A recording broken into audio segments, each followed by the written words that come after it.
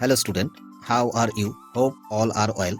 তো আজকে আমরা সময় দূরত্ব চ্যাপ্টারের একটি বিশেষ টাইপের অঙ্ক শিখব, চোর পুলিশ সংক্রান্ত অঙ্ক। তো কি বলা আছে? পুলিশ 150 মিটার দূরে এক চোরকে দেখতে পেয়ে 7 মিটার পার সেকেন্ড বেগে দৌড়াতে শুরু করলো। তো চোরের বেগ 5 মিটার পার সেকেন্ড হলে এখানে 3 ধরনের কোশ্চেন হতে পারে। পুলিশ কত সময়ে চোরকে ধরবে, চোর কতটা দূরত্ব অতিক্রম করবে সেই সময়, এবং পুলিশ কতটা দূরত্ব অতিক্রম করবে সেই সময়। তো এক্ষেত্রে আমরা এই 3 ধরনের সমস্যা কনসেপ্টের সঙ্গে সহজ পদ্ধতিতে কিভাবে করা যায় শিখব। চলো শুরু করি।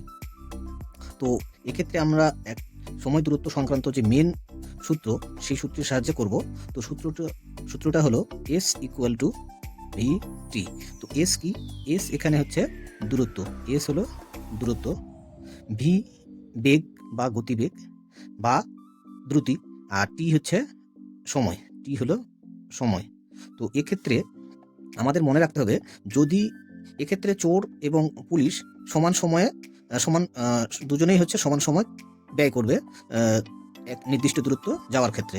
তো এক্ষেত্রে যদি সময় স্থির থাকে, অর্থাৎ টি এর মান যদি স্থির থাকে, তাহলে টি যদি হচ্ছে স্থির থাকে, তাহলে আমাদের এস প্রপোর্শনাল ভি হবে, অর্থাৎ দূরত্বের অনুপাত এবং বেগের অনুপাত সমান হবে। তো এক্ষেত্রে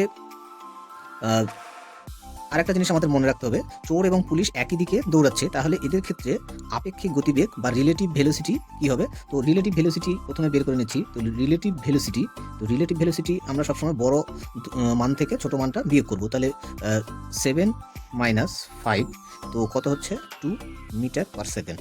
ঠিক আছে, এবার চোর পুলিশের মধ্যে প্রাথমিক দূরত্ব কত? 150 মিটার। তো এক্ষেত্রে আমরা বেগের অনুপাতটা আগে বের করে নিই। তাহলে VP is to V T, মানে পুলিশের বেগ এবং চোরের বেগের অনুপাত। তো 7:5, ঠিক আছে, 7:5। এবার যেহেতু চোর এবং পুলিশ দুজনেই একই সময় দৌড়াবে, তাহলে সময় স্থির থাকলে কি বললাম, যে বেগের অনুপাত এবং দূরত্বের অনুপাত সমান হবে। তাহলে এক্ষেত্রে দূরত্বের অনুপাত কত হবে? এসপি মানে পুলিশ দ্বারা অতিক্রান্ত দূরত্ব, আর এসটি চোরের দ্বারা অতিক্রান্ত দূরত্ব কত হবে? 7:5। ঠিক আছে। তো এবার প্রাথমিক তাহলে আমাদের প্রথম কোশ্চেন কি ছিল? প্রথম কোশ্চেন ছিল কত সময় চোরকে ধরবে। তো এস ইকুয়াল টু ভিটি, এই ফর্মুলা থেকে আমরা কি লিখতে পারি? এস ইকুয়াল টু ভিটি, এই ফর্মুলা থেকে টি ইকুয়াল টু কত হবে? S by V. তাহলে এক্ষেত্রে প্রাথমিক চোর পুলিশের মধ্যে প্রাথমিক দূরত্ব কত ছিল? প্রাথমিক দূরত্ব ছিল 150 মিটার। তাহলে 150 মিটার। তো রিলেটিভ ভেলোসিটি এখানে আমরা ইউজ করবো। রিলেটিভ ভেলোসিটি কত? 2 মিটার পার সেকেন্ড। তাহলে 2, তাহলে এটা কত হয়ে যাবে? এটা 75 মিটার সেকেন্ড হবে। 75 সেকেন্ড, মানে চোর পুলিশ দুজনেই 75 সেকেন্ড সময় দৌড়াবে। ঠিক আছে। তো প্রথম উত্তরটা হয়ে গেল 75 সেকেন্ড। 75 সেকেন্ড।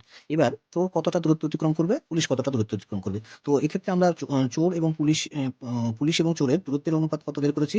7:5। তো এক্ষেত্রে এই দূরত্বের মধ্যে গ্যাপ কত? দূরত্বের মধ্যে গ্যাপ হচ্ছে 2 গ্যাপ। তাহলে দূরত্বের মধ্যে গ্যাপ কত? 2 গ্যাপ। তাহলে এই 2 ইউনিটের মান কত হবে?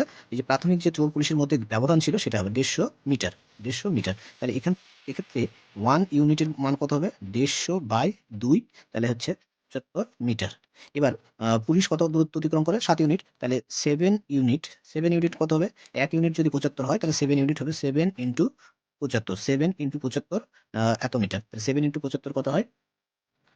525 মিটার। তো 5 ইউনিটের মান কত হবে? 5 ইউনিটের মান হচ্ছে 5 ইন্টু 75। তাহলে এটা কত হবে? এটা হবে 375। 375। তো এবার তাহলে চোর কতটা অতিক্রম করবে? চোর হচ্ছে 5 ইউনিট যাবে। 5 ইউনিট মানে হলো 375। তাহলে চোর অতিক্রম করবে 375, আর পুলিশের দ্বারা অতিক্রান্ত দূরত্ব হবে 525। তাহলে পুলিশের দ্বারা অতিক্রান্ত দূরত্ব 525। তো এই ছিল চোর পুলিশ সংক্রান্ত একটি গুরুত্বপূর্ণ অঙ্ক, যেখানে আমরা কনসেপ্টের সঙ্গে সঙ্গে কিভাবে অতি দ্রুত করা যায় শিখলাম। যদি ভিডিওটি তোমাদের ভালো লেগে থাকে, তো একটা লাইক করবে, কমেন্ট করবে, এবং আহ, এরকম প্রতিদিন বিভিন্ন ধরনের কনসেপচুয়াল এবং ট্রিকের মাধ্যমে অঙ্কের সমাধান পাওয়ার জন্য আমার চ্যানেলটি সাবস্ক্রাইব করবে এবং বেল বাটনটি প্রেস করবে। Thank you.